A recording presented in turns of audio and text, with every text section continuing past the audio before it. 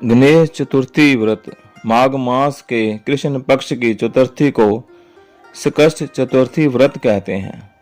इस दिन गणेश जी की भालचंद्र रूप की पूजा की जाती है। इस व्रत के करने से घर में सुख शांति बनी रहती है और यह व्रत मित्रों, पुत्रों और पौत्रों के सुख की कामना के लिए किया जाता है। जो कोई भी इस व्रत को करता है उसे पूर्ण सफलता मिलती है। इस व्रत में शाम को श्री गणेश जी की कथा सुनकर गणेश जी को तिल के मीठे लड्डुओं का भोग लगाया जाता है। इस दिन तिल के लड्डू बनाएं, 5 लड्डुओं का भगवान को अर्पण करें। वह 5 लड्डू मंदिर में दान करें या किसी ब्राह्मण को दान करें। 10 लड्डुओं का रात को चंद्र दर्शन करने के बाद खुद आहार करें। जब भी कथा सुने हाथों में थोड़े सफेद तिल रख लें। आइए कथा श्रवण करते हैं। एक बार युधिष्ठिर जी ने श्री कृष्ण जी से पूछा, है प्रभु, श्री गणेश जी का चतुर्थी व्रत व पूजन सबसे पहले किसने किया? कृपा करके आप मुझे बतलाइए। श्री कृष्ण जी बोले, मैं तुम्हें राजा हरिश्चंद्र के समय में ऋषि शर्मा ब्राह्मण की कथा सुनाता हूँ। सतयुग में हरिश्चंद्र नाम के एक प्रसिद्ध राजा हुए हैं। वे शास्त्र धर्म में पटु, स्वभाव के सरल और सत्यनिष्ठ और ब्राह्मणों के पूजक थे। हे पार्थ, उनके शासन काल में अधर्म नाम की कोई वस्तु नहीं थी। सभी लोग सुख शांति के साथ साथ दीर्घायु होते थे। उन्हीं के राज्य में ऋषि शर्मा नाम का एक तपस्वी ब्राह्मण रहता था और वो उसकी पत्नी दोनों श्री गणेश जी की पूजा किया करते थे। एक पुत्र की प्राप्ति के कुछ समय बाद ऋषि शर्मा स्वर्ग को सिधार गए। पुत्र का पालन पोषण उनकी पत्नी भिक्षा मांगकर करने लगी। वह ब्राह्मणी गोबर से गणेश जी की प्रतिमा बनाकर सदैव पूजा किया करती थी। एक दिन उसे भिक्षा में तिल की भिक्षा मिली।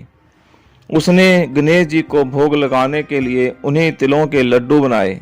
उसका लड़का गणेश जी की मूर्ति को गले में डालकर बाहर खेलने के लिए चला गया।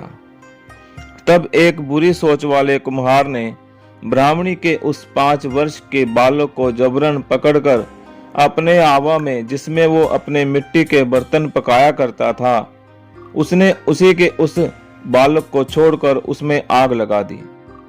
इधर उसकी माता अपने बच्चे को ढूंढने लगी। उसे ना पाकर वह बड़ी व्याकुल हुई। वह ब्राह्मणी विलाप करते हुए श्री गणेश जी से प्रार्थना करने लगी, हे गणेश जी, विशाल शरीर वाले, हे सूर्य नारायण की लाली के समान कांति वाली, हे गजानन, हे 4 भुजाधारी, हे विनायक, हे अनाथों के नाथ, हे वरदायक, मैं पुत्र वियोग में व्यथित हूँ।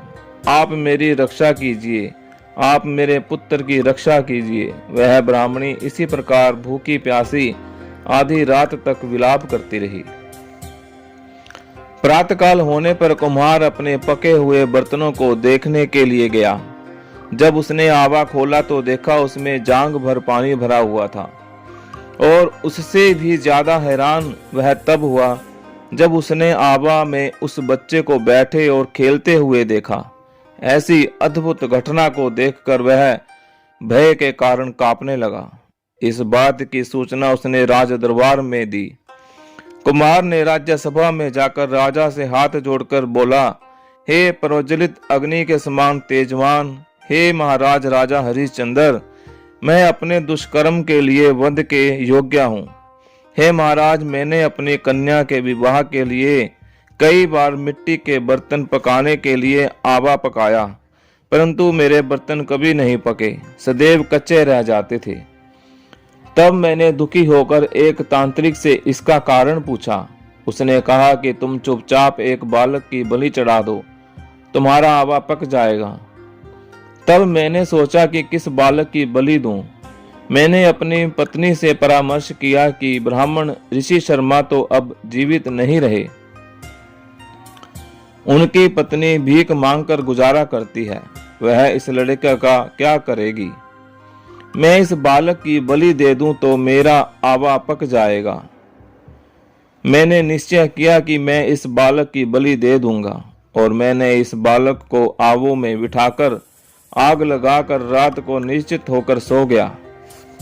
प्रातःकाल जब मैंने आवा खोलकर देखा तो क्या देखता हूं कि उस लड़के को मैं जिस स्थिति में बैठाकर गया था वह उसी तरह निर्भय भाव के साथ बैठा था, और आवे में जांग भर पानी भरा हुआ था। इस दृश्य को देखकर मैं कांप उठा और इसकी सूचना देने मैं आपके पास आया हूँ। कुम्हार की बात सुनकर राजा को बहुत हैरानी हुई और उस लड़के को देखने के लिए वो आए। बालक को प्रसन्नता पूर्वक खेलते हुए देखकर राजा मंत्री से कहने लगा, यह पानी कहाँ से आया है? इस दरिद्र कुम्हार के आवे में हरी हरी घास, ये दूब कहाँ से आई है?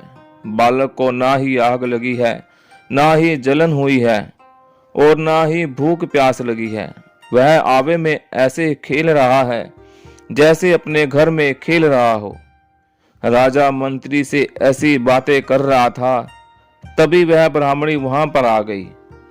वह कुम्हार को कोसने लगी। वह बालक को अपने गोद में लेकर प्यार करने लगी और कांपती हुई राजा के सामने बैठ गई।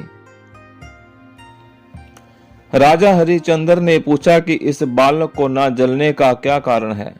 तुम क्या कोई जादू जानती हो, या तुमने कोई धर्म आचरण किया है जिस कारण बालक को आंच तक नहीं आई? राजा की बात सुनकर ब्राह्मणी ने राजा से कहा, हे महाराज, मैं कोई जादू टोना नहीं जानती और ना ही कोई धर्म आचरण, तपस्या, योग, दान आदि की प्रक्रिया जानती हूँ। हे राजन, मैं तो संकट नाशक गणेश चतुर्थी का व्रत करती हूँ। उसी व्रत के प्रभाव से मेरा पुत्र जीता जागता बच गया है। ब्राह्मणी की बात सुनकर राजा ने कहा कि मेरे राज्य में मैं संपूर्ण जनता को इस संकट नाशक गणेश चतुर्थी व्रत करने का आदेश देता हूँ। इसमें मेरी पूर्ण सम्मति है। राजा ने उस ब्राह्मणी की परिक्रमा करते हुए कहा कि हे देवी, आप धन्य हो। राजा ने संपूर्ण नगरवासियों को गणेश जी का व्रत करने का आदेश दिया। इस आश्चर्यजनक घटना के कारण सभी लोग उस दिन से प्रत्येक मास की चतुर्थी को श्री गणेश जी चतुर्थी का व्रत करने लगे। इस व्रत के प्रभाव से ब्राह्मणी ने अपने पुत्र को जीवन को पुनः पाया था। इतना कहने के बाद श्री कृष्ण जी ने युधिष्ठिर से कहा, हे युधिष्ठिर, आप भी सर्वोत्तम व्रत को कीजिए। इस व्रत के प्रभाव से आपकी भी सब मनोकामना पूर्ण होगी। आप भी अपने मित्रों और पुत्रों और पौत्रों को सुख देने वाले साम्राज्य को प्राप्त करेंगे।